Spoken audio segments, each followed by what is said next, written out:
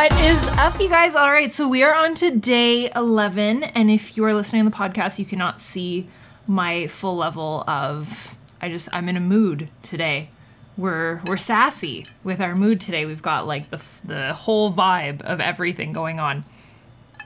And I feel like this topic needed to be brought up, not only because it doesn't get talked about or validated enough, but we all deal with our own levels of stresses and anxieties, and sometimes it's just a life transition, sometimes it can be a seasonal transition, sometimes it can just be that the world feels completely out of control, and we are either very, very anxious or very stressed, and we don't really know how to control it or how to kind of breathe and work through those issues. And the more that you have that situation happening to you, the less you are able to persevere and move forward. So being able to manage stress and anxiety is definitely something that should be talked about.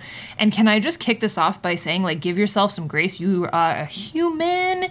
And I'm going to give you a couple tips and tricks of ways that I deal with it and how I am able to go about my day and at least have that bounce back rate like we talked about on day 6. We talked about that. So one thing that I would say is obviously working out, but understanding that when you're working out and when you're meditating and when you're stretching, the reason why it can usually help with stress, and let's say you can't get to a workout, it's your breath.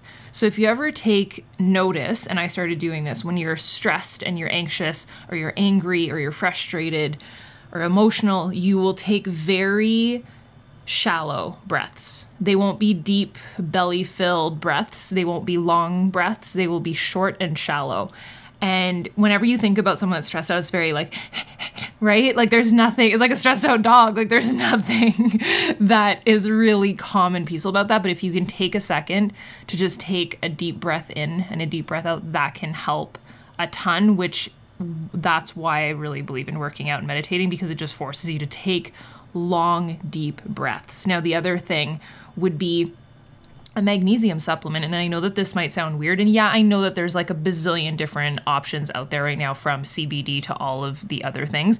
I will be honest, CBD has never worked for me. I literally thought it was a joke. It did nothing for me. Maybe it wasn't potent enough, but at the same time, and I just, super good on that front. And also totally terrified to fly with that. So I would never do that.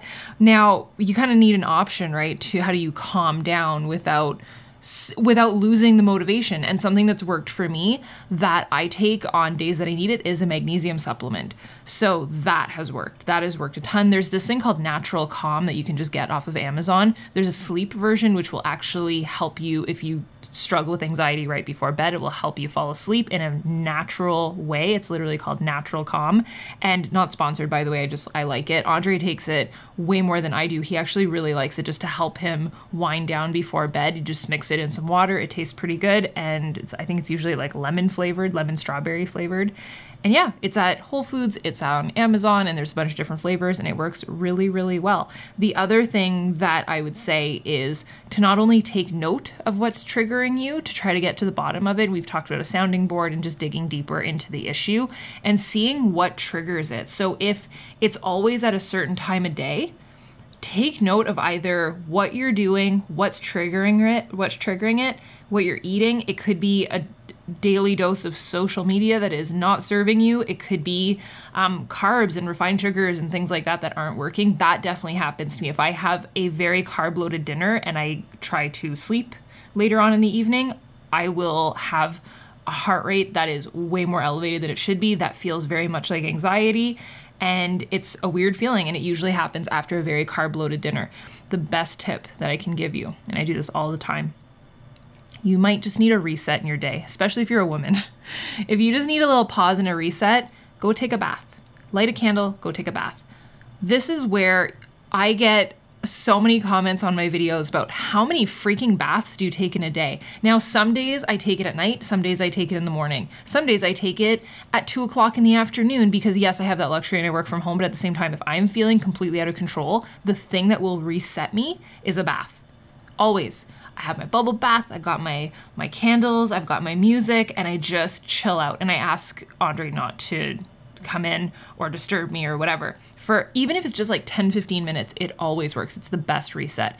So those are my couple of tips for you. If you do feel like it is a struggle for you, obviously this is not like medical advice. It's just a way to be able to push through, and some little life hacks that can help you still have a great day, even if you're feeling a little bit anxious, and just get to the bottom of it. So taking note, sweating it out, taking deep breaths, having a little reset moment, and if you really need to, have some freaking magnesium, dude. So hopefully this was helpful, and I will see you tomorrow. Bye, dude.